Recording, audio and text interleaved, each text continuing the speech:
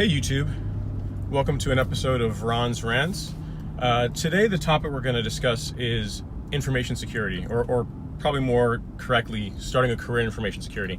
I've gotten that question a few times, like, hey, I want to get into InfoSec. What's the best way to go about it? Like, what training do you suggest? What skills do I need to have? So this is my personal experience. Again, if you ask other information security professionals, you get a different response, but this is the path that I followed, and having been working in the field for professionally as an information security professional over 12 years now, it's also what I've observed other people have done as well. So with that, let's get started.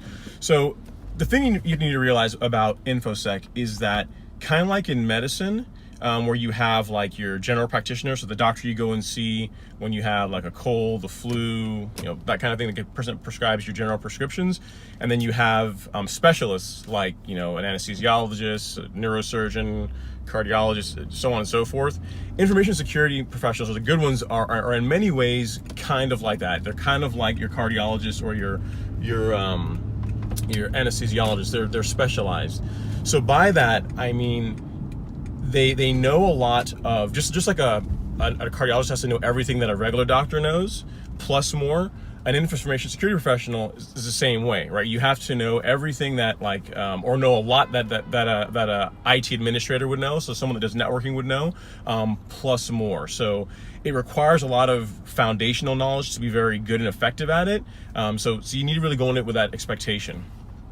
With that said, there are three main areas, in my opinion, that you need to have a good foundational knowledge in to do well as an InfoSec professional. So in my mind, they are networking, system administration, and then some programming or development. So most good professionals, most people that are really good at InfoSec, are world-class in at least one of those. So either in networking, because it goes without saying, right? Networks are how computers communicate. You need to understand how ports, protocols work, how IP works, how connection-oriented, connectionless protocols work, how traffic flows, how data is routed between internetworks, that kind of thing. It's just fundamental knowledge that you have to have in order to do well in the field. You have to realize that there are people that make an entire career out of doing nothing but networking. You look at some guys from Cisco that like CCIEs, people that their entire job is just building networks. So that in itself is its own discipline, right? But still, as an InfoSec professional, you need to have reasonable networking knowledge. You also need to know a little bit about system administration. So you think about it, if you are on the offensive side where you're breaking in the networks for a living, or you're doing penetration testing or security assessments, in order to know when something is broken, you need to know what it looks like when it's working properly, right? So having a background in system administration, having built a few servers and configured Apache or IIS, and understanding all the little nuances of things, the mistakes that a person can make when they set that up, is going to be valuable knowledge. So realize that you need to know something about networking, about system administration as well, in your journey to InfoSec.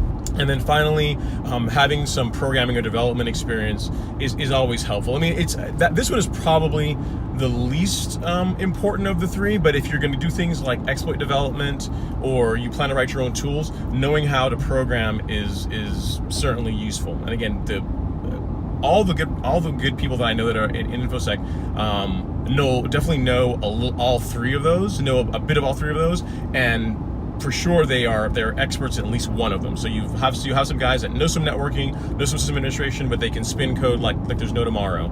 Or you have the person that was a sysadmin, kind of like me. That's a lot of my background. I did networking and system administration prior to getting information security. So they managed web servers and did scripting and that kind of stuff, and before moving into InfoSec. So you need to have a very, very strong background in at least one of them. Regardless of which one you have a strong background in, you need to know networking. Like, networking that's one that is not negotiable as a skill set to have. So then, once you got that covered, right? So you've determined that you went out, you got the fundamental that basic knowledge, and I guess I should go into how you can get that.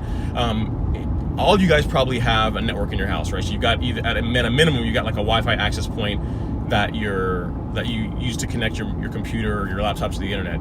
So build your own network at home. I mean, there's a lot of free software. I recommend you use VMware. It's not that expensive and it's honestly like a better product for managing virtual machines. But if you can get like an inexpensive system, a server, you can build one for $400 or $500. And throw a few VMs on it, you get to start playing with building servers and configuring services on them and things of that nature. So that's very important. So have your own lab at the house or apartment where you can play. You have to be open to experimentation. Moving on, so going into certification. So say you got the fundamental knowledge. Now we're going to talk about some types of security training you should have and certifications. Now, in the information security world, the one certification that is loved, hated, depending on what side of the fence you're on, you'll hear probably mentioned more than anything else, is the CISSP.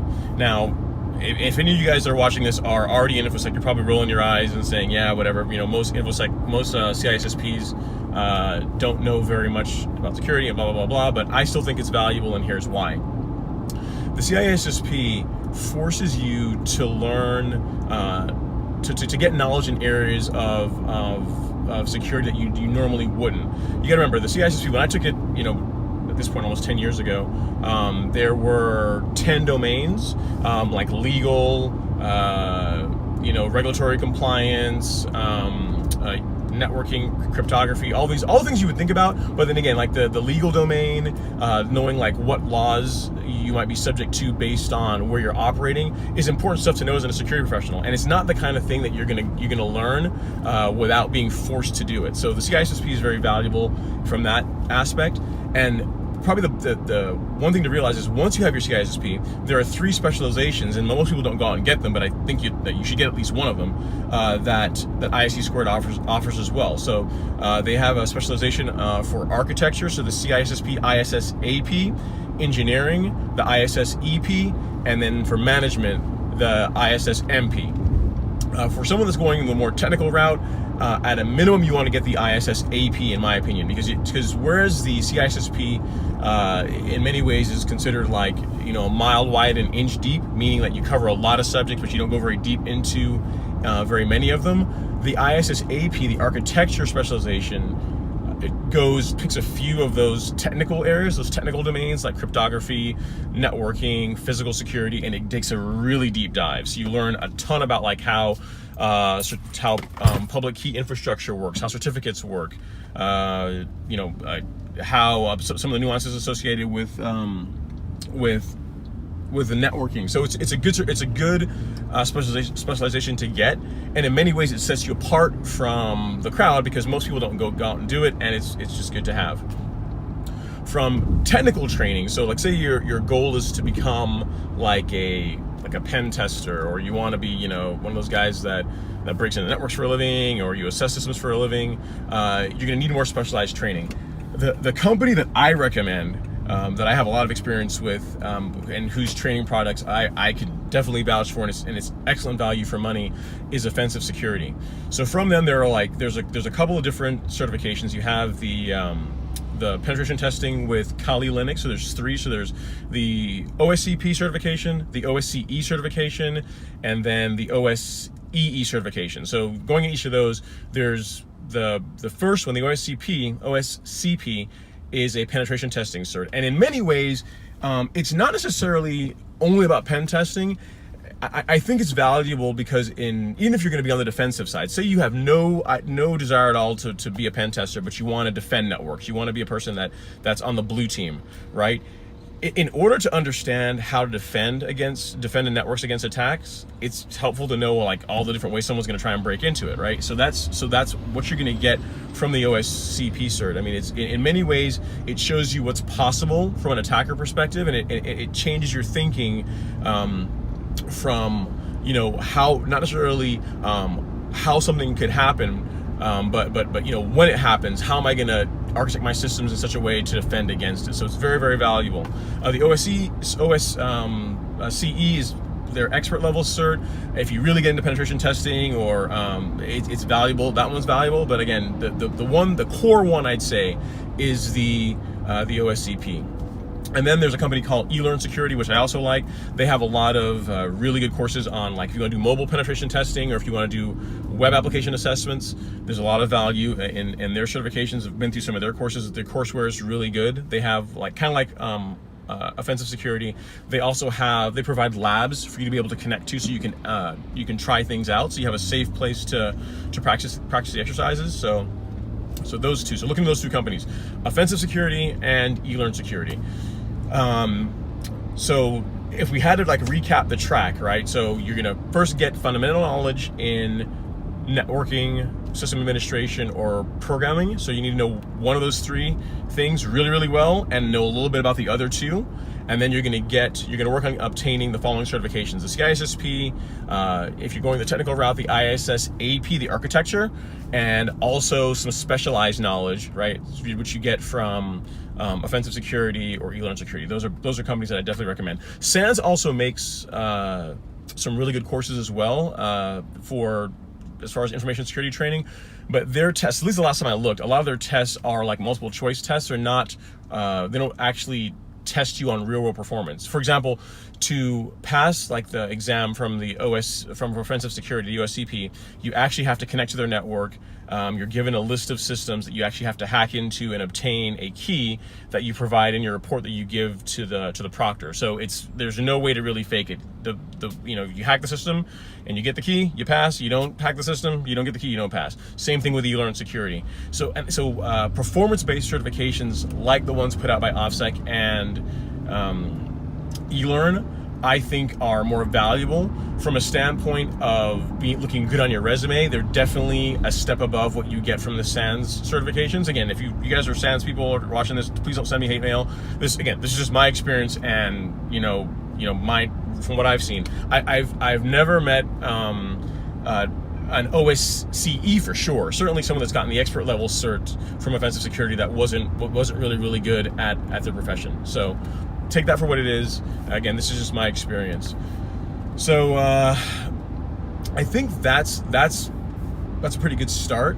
If you guys want more, I put together a lot of what I said in this video in a free ebook. So if you go to my website, ron-henry.com, and you go to the blog, there is you'll see somewhere on that page a form where you can drop your email address in, your name, and I promise I won't send you all kinds of spam, but it's just so I can track like who's downloading the ebook, and it goes a little bit more detail as far as this topic. So hope you guys found this useful. Please like, subscribe. If you have any questions or comments, please leave them below. If you'd like to know more about this, or for me to go into a deeper dive into a particular topic, information security or some other topic, let me know. Happy to do it. So again, like, subscribe, and thanks for watching. See you next time.